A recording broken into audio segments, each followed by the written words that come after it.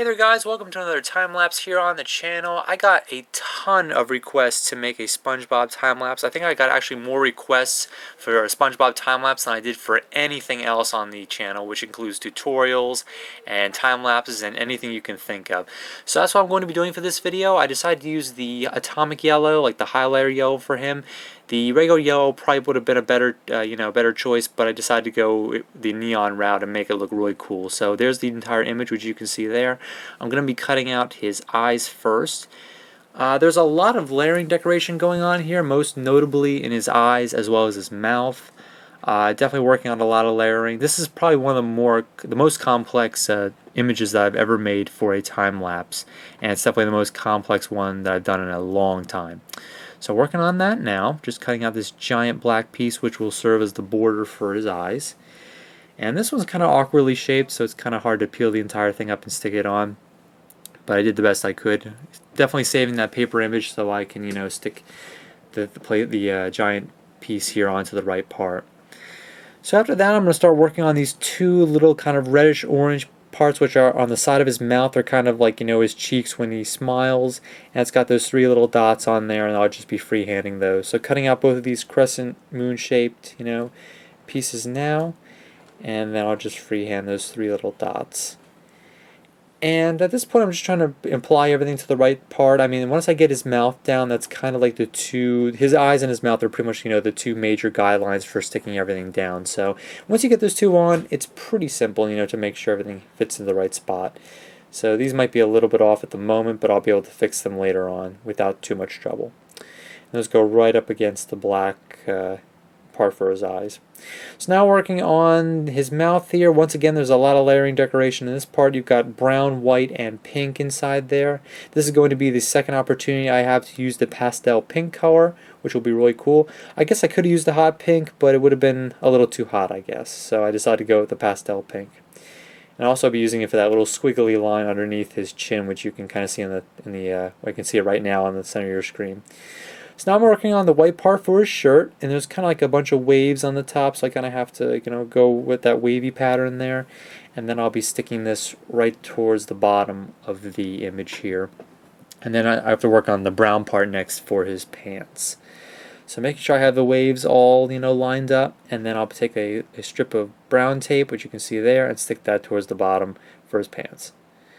Alright, so now I'm working on part of his eyes. These are probably without a doubt the biggest eyes that I've ever cut out for anything out of duct tape. They're definitely huge. So I'm just making sure that they're exactly the right size. I do need to want that black borderline all the way around to be like almost perfect, so I need to make sure that the eyes are about the right size. Otherwise that's going to show. So cutting that out now.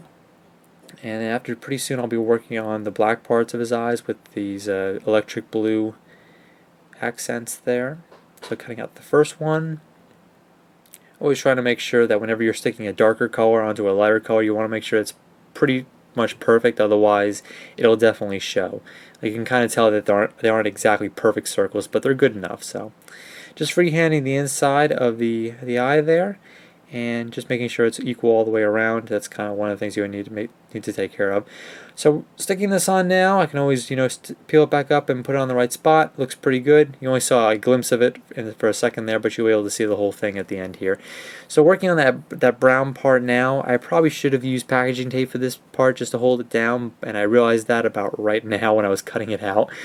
But it did work out pretty well. I probably should have cut it in half when I applied it as well, but I decided to use it as one giant piece. It kind of looks like a giant bat if you look at just the brown piece, and you'll see it in just a second. So yeah, it definitely looks like a giant bat.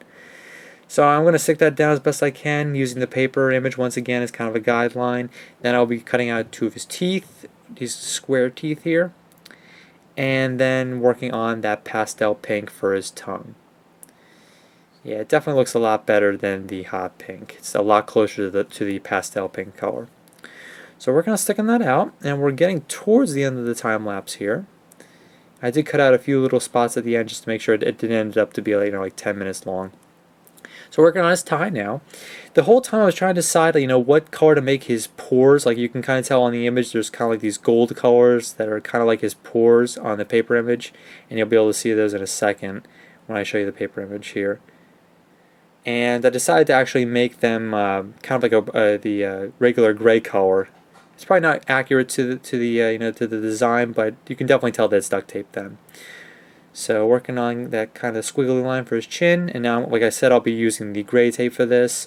Wasn't really sure what other color I could have used. Gold would have been like really distracting, so decided to go with the gray tape here.